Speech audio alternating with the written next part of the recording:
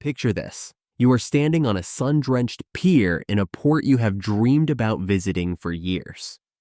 The water is brilliant blue, the local market is buzzing 50 yards away, and your cruise ship sits majestically behind you. Everything is perfect. Now fast forward 4 hours. You are standing on that same pier, arms waving frantically, watching 15 stories of steel and glass slowly disappear over the horizon without you. Your passport, your luggage, your remaining vacation days, and potentially thousands of dollars are all moving in the opposite direction. This is not a hypothetical. This happens every single season to real passengers who made what seemed like a financially smart decision that morning. Today, we are going to talk about the actual cost of booking shore excursions outside your cruise line, and I promise you the math is going to surprise you in ways you were not expecting. Before we get into the numbers, let me ask you a direct question. What would it cost you personally to miss your ship at a port? Not emotionally, not in terms of stress or embarrassment, but financially in cold hard dollars.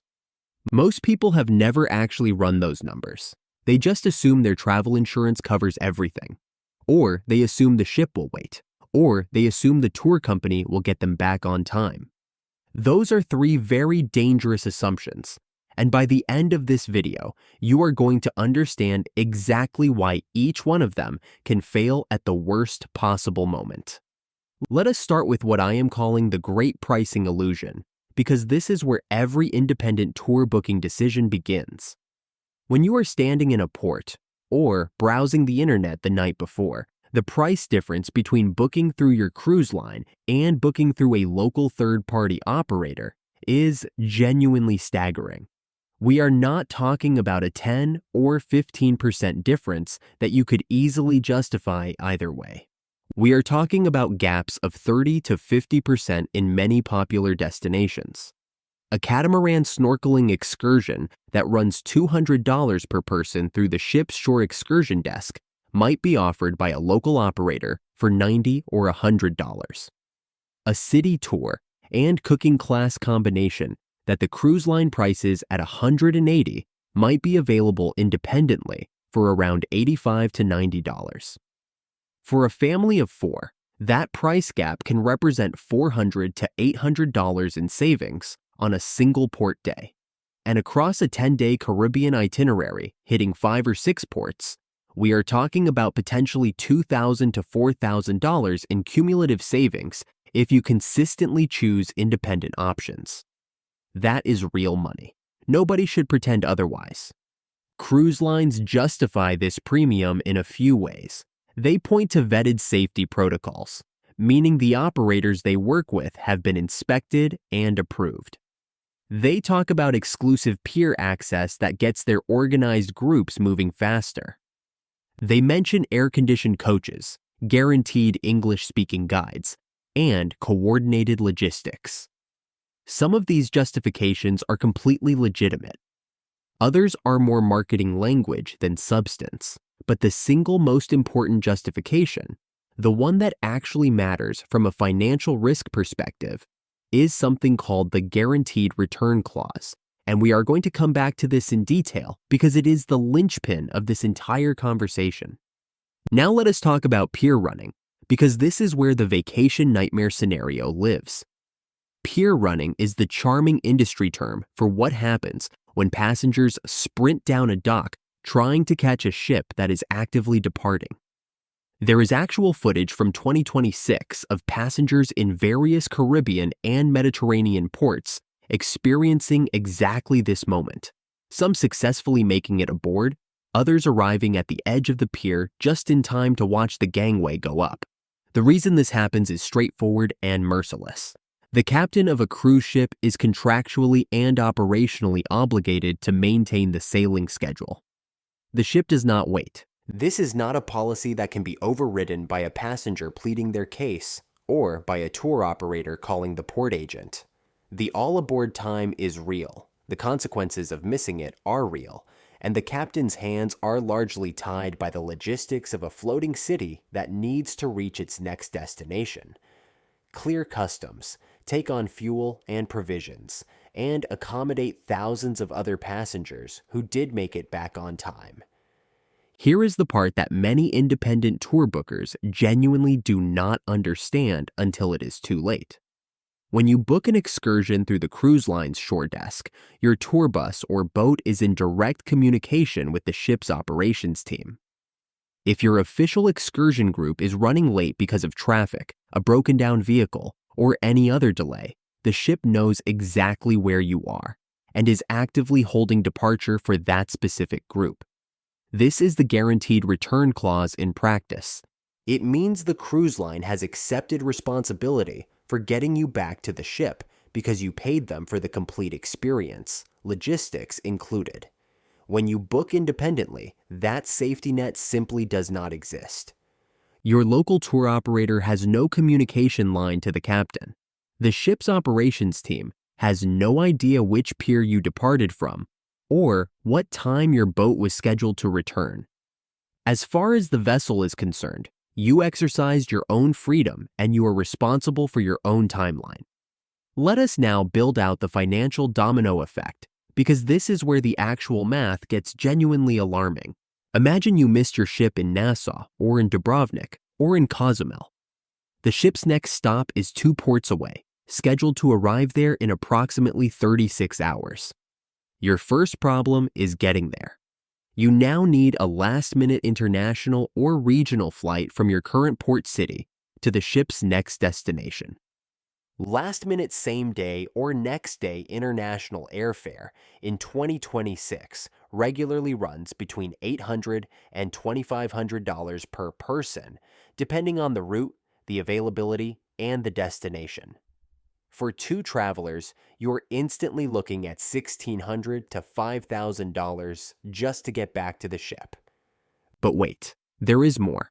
The ship left without you, which means your luggage, your medication, your travel documents in many cases, and all of your personal belongings are currently moving toward another country at approximately 22 knots. Retrieving luggage from a moving cruise ship is not a simple phone call. It requires the ship's passenger services team to coordinate with the next port agent, which can take time you may not have. Your medication situation, if you have prescription drugs on board, becomes a genuine medical and logistical emergency, not just an inconvenience. While you are arranging this, you need a hotel room. Not next week, not with a discount booking, but tonight, in whatever port city the ship just left. Same-day hotel rates in popular cruise destinations run dramatically higher than advance booking rates. In peak season, a last-minute hotel in a port city like St. Thomas or Santorini or Barcelona can easily run $200 to $400 for a single night. You may also need transportation to the airport, food, communication costs. If your phone plan does not cover international calls, and potentially visa or entry paperwork, if you are now staying in a country you were only supposed to be visiting for the day as part of the ship's manifest. Before you have even caught your breath, you could be looking at a $4,000 to $8,000 emergency expenditure on top of the vacation you already paid for. Now, what about travel insurance? This is the part where people feel a wave of relief thinking they are covered. Let us be precise about what most standard travel insurance policies actually do and do not cover in this scenario. Standard travel insurance does cover things like medical emergencies, trip cancellations due to illness, lost baggage, and travel delays caused by circumstances outside your control, like weather or airline strikes. Missing a ship because your independently arranged tour ran late does not typically fall into any of those protected categories. The technical language in most policies refers to this kind of missed departure as a personal choice or voluntary activity decision, meaning you chose to book an unaffiliated tour and you are responsible for that timing. Some premium travel insurance plans and specific cruise-focused policies do offer missed port coverage, but these are not the default. They are add-ons that most travelers either do not purchase or do not read carefully enough to understand the exclusions. The lesson here is not that travel insurance is useless. It is that travel insurance alone is not a sufficient safety net for the specific risk of missing your ship due to an independent tour delay. Let us move now into what I am calling the 2026 logistics maze, because the port environment has gotten meaningfully more complex in recent years. Port congestion is a genuine and growing issue across major cruise destinations. In the Mediterranean, ports like Dubrovnik and Santorini have implemented visitor caps and rotating schedule restrictions that affect how smoothly and predictably tour buses can operate.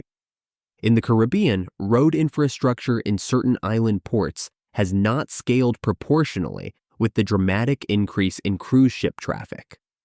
Popular ports now routinely see multiple large vessels dock simultaneously, which means the traffic between the main tourist areas and the pier can be significantly unpredictable during peak embarkation windows. There are specific ports that experienced travelers and cruise industry professionals consistently flag as high-risk environments for independent tour timing. Tender ports are at the top of this list. A tender port is one where the ship cannot dock directly at a pier and instead drops anchor offshore, requiring passengers to take small tender boats back and forth between the ship and the shore. If weather conditions deteriorate during the day, if the tender queue backs up, or if operations slow down for any logistical reason, you can easily lose 30 to 60 minutes of buffer time you thought you had. Combine a tender port with a distant independent tour and heavy local traffic, and you have created a genuinely high-risk scenario even if you planned carefully. If you are determined to book independent tours, and there are absolutely legitimate scenarios where this makes sense, then vetting your third-party operator carefully is non-negotiable. Here is a practical checklist. First, look for operators who explicitly offer their own guaranteed return policy in writing, meaning they will cover your transportation costs to the next port if their tour causes you to miss the ship. These operators exist and they are worth the extra research. Second, read recent reviews specifically looking for comments about timing and whether groups were returned to the ship with adequate buffer time. A tour that returns guests with 5 minutes to spare is not a tour you want to book. Third, confirm the operator's communication setup and ask directly whether they have a local port agent contact who can relay information to the ship if there is a genuine emergency. Fourth, calculate the actual drive time from the furthest point of the tour back to the pier. Add 20 minutes for realistic traffic conditions and verify that this still leaves you at the pier at least 90 minutes before the all-aboard time. Now let us talk about when independent tours actually do make sense, because this video is not a blanket condemnation of third-party operators. There are specific scenarios where the risk profile changes dramatically in your favor. Overnight port stays are the most obvious example. When your ship is docked in a port for 24 hours or longer, the urgency of the departure clock decreases substantially. You have more flexibility, more buffer time, and more opportunity to recover from minor delays. Long port days of 8 hours or more in non-tender ports with straightforward road access to the pier also represent lower risk windows for independent exploration.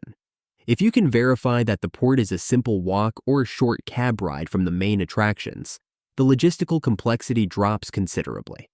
Ports where the cruise terminal is integrated into or adjacent to the city center, like certain stops in Europe, offer a very different risk environment compared to remote Caribbean ports, where you depend entirely on ground transportation. The 2-hour buffer strategy is something I want to be very specific about because it is genuinely your best practical protection as an independent traveler. The standard cruise line recommendation is to be back at the ship 30 minutes before the all-aboard time. Treat that recommendation as the absolute minimum for the most controlled possible scenario. For independent tours, your personal rule should be that you are back at the pier entrance, not driving toward the pier, but physically standing at the pier entrance 2 full hours before the posted all-aboard time. This gives you a 90-minute runway to handle the unexpected, whether that is a tender queue backup, a brief traffic delay, a longer walk to the gangway than expected, or any of the dozens of small logistical friction points that appear at the worst possible moments. This 2-hour buffer rule is the single most effective free tool available to independent tour bookers, and it costs you nothing except perhaps the last hour of your tour. Let us now bring this home with a final honest assessment, because you deserve a clear verdict rather than a vague conclusion. The pricing difference between cruise line excursions and independent tours is real and, in many cases, substantial. Saving $2,000 across a 10-day voyage is genuinely meaningful for most travel budgets. The independent tour experience is also frequently more personal, more flexible, and sometimes legitimately more authentic than the large organized cruise line options. None of that is fantasy, but here is the complete picture. The moment you step onto a third-party tour vehicle, you have transferred all of the logistical risk entirely onto yourself, and that risk has a dollar value attached to it. The potential downside is not $50 or even $500. The potential downside is a $5,000 to $10,000 emergency scenario playing out in a foreign country, in a language you may not speak, with a ship that has no idea where you are and no contractual obligation to help you catch up. That asymmetry, small savings on the upside versus potentially catastrophic costs on the downside, is the core of the calculation every independent tour booker needs to make honestly. The travelers who consistently navigate this successfully are not the ones who blindly trust that everything will work out. They are the ones who have done the research, selected low-risk ports for independent exploration, chosen vetted operators with strong timing track records, built in genuine time buffers, and made a clear-eyed decision about which specific port days justify the independence and which ones are better left to the ship's guaranteed return safety net. Your vacation is a significant financial and emotional investment. The goal is not to avoid every conceivable risk because independent exploration is genuinely one of the great joys of cruise travel. The goal is to understand exactly what you are buying and what you are giving up with every booking decision, so that when you step off that gangway in the morning, you are doing it with your eyes completely open and your return plan completely locked. If this breakdown helped you think through your next cruise port strategy, drop your home port or your upcoming destination in the comments below and tell us whether you typically go cruise line or independent. The conversation in this community is always incredible, and your experience might genuinely help someone else avoid the pier running nightmare we talked about at the very beginning of this video. We will see you in the next one.